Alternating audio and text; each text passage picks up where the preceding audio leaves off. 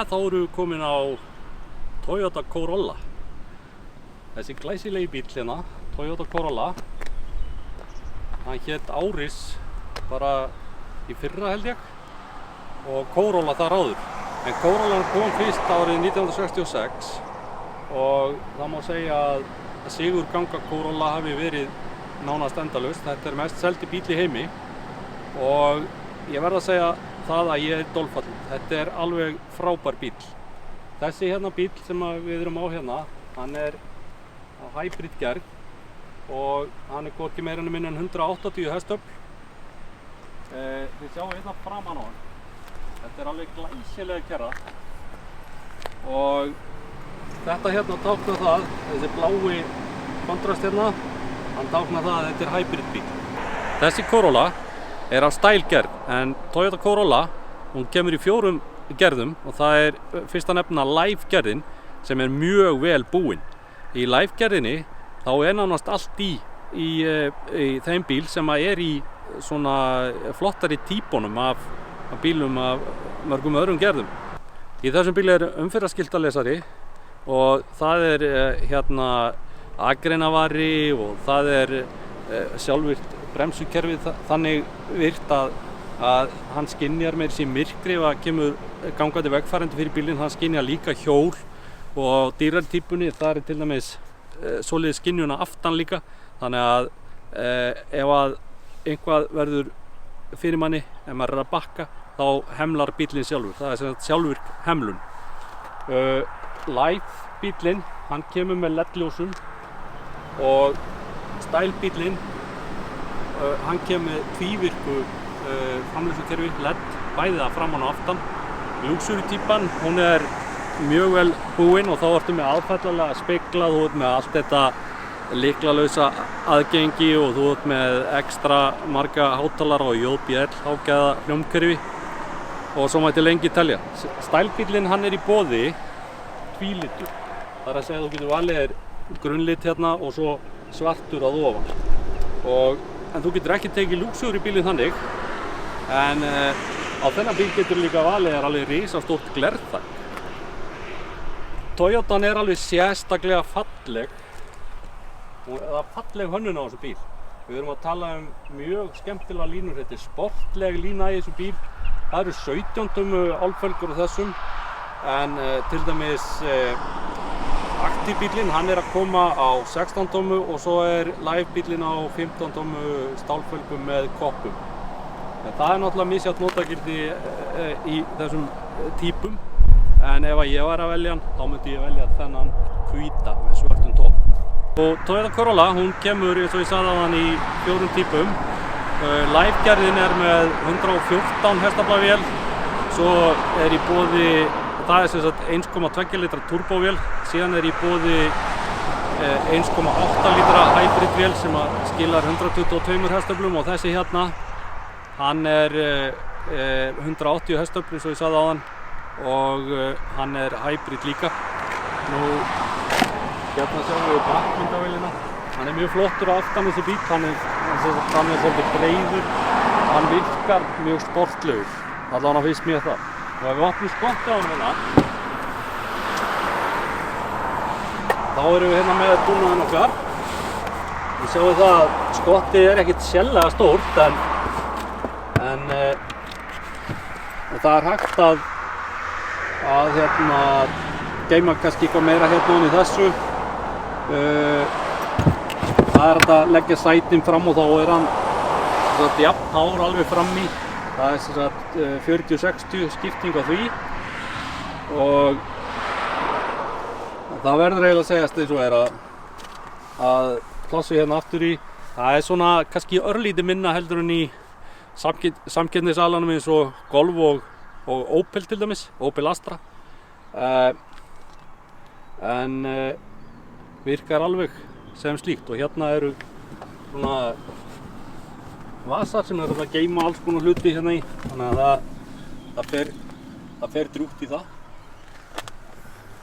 Þá er það plássið, en þetta er náttúrulega í mínum augum er þetta bara svona lítill sportari, hatchback sportari. Og við setjum hérna aðeins inn. Það fer prýðilega mig hér. Ég horfi svolítið hérna í slúttið eins og virðist vera á mörgum nýju bílum í dag að hönnunin er þannig að hérna, toppurinn slútti svolítið hérna niður. En ég sætti mig alveg við þetta er mjög gott. Ég gæti setið hérna alveg þegjandi og hljóðlaust til Egilsstaða ef við stoppum Akureyri og fengjum okkur súpu og brauð ykkur staðar á bautanum eða eitthvað svoleiðis. Nú rúðan, sjáu hérna, hún opnast alveg niður þannig að maður það fari engin innilokun og genn sko. Ég er mjög sáttur. Og við erum komið hérna inn í Toyotuna, Corolluna og það sem maður tekur fyrst eftir að það er hönnunin, hún er smart.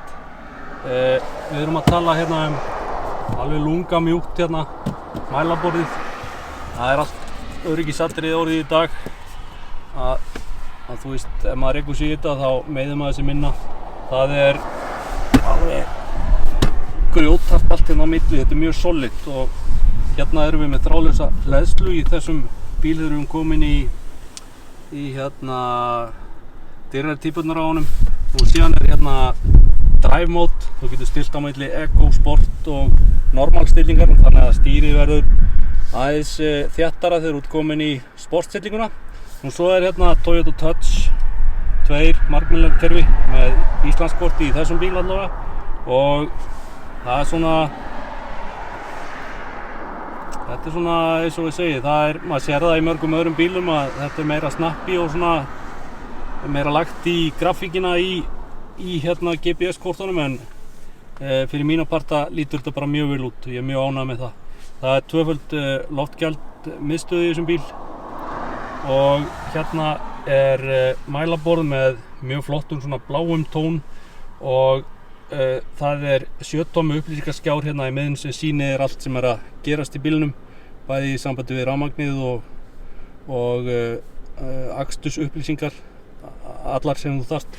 Svo náttúrulega hefur aðgengi hér að hraðastillinum, cruise-kontrólunum þar sem þú getur stilt jafnan hraða á milli bíla, hann er skínvatur hraðastillirinn.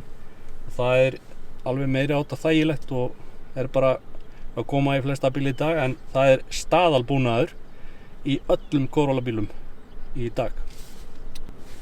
Það er uppbytta stýri í þessari gerð og það er meira að segja svona randsaumur á stýrinu sem að mér finnst rosalega gott vegna þess að maður einhvern veginn hefur í huganum að maður hefur betri stjórn á bílum, maður heldur mjög þétt og vel stýrið og númer 1 og 3 manni bara líður vel í þessum bíl.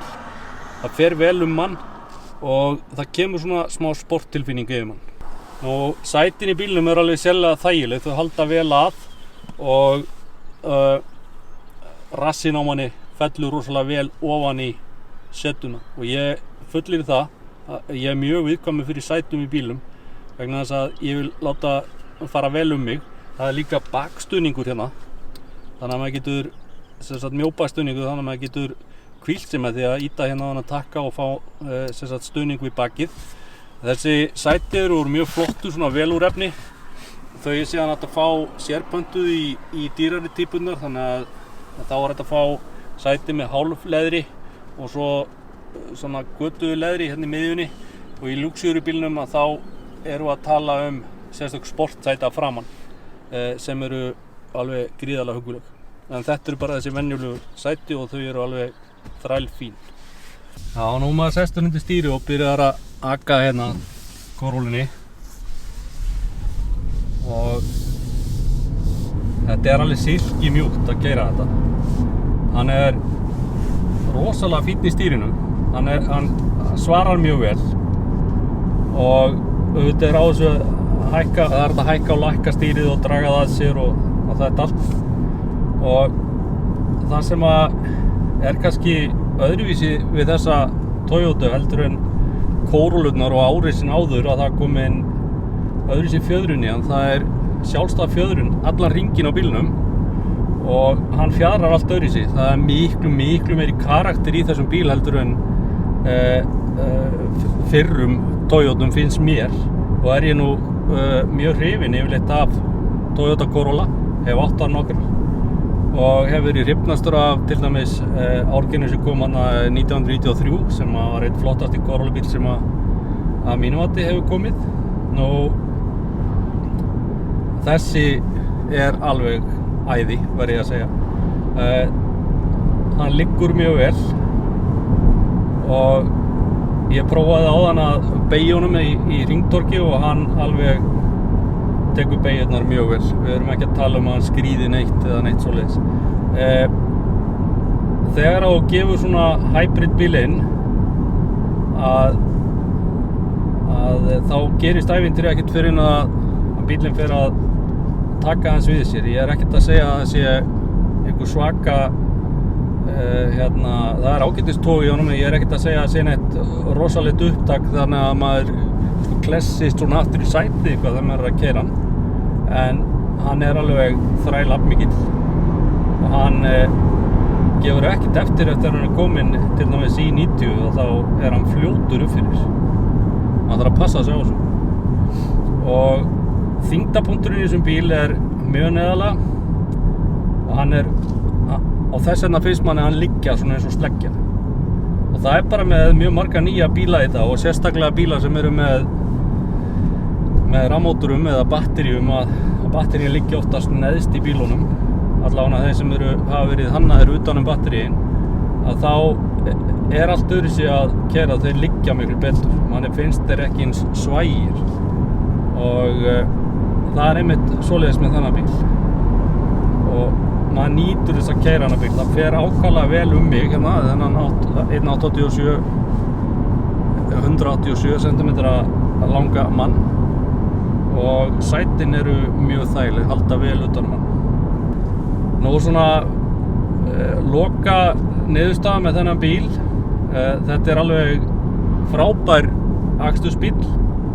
Hann með mikinn karakter, hann vel búinn, alveg gríðarlega vel búinn að staðalbúnaði og þú getur bætt við hann alls konar glingri og gósinni til þess að hann verði þér ennþá skemmtilegri.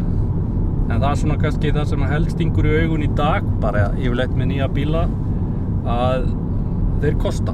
Og þessi bíl engin undantekning að þegar út kominn aðeins upp fyrir standardútgáfuna þá ertu að borga svolítið mikla peninga. Og þannig það bara. En frábær bíl, alveg geggjaður.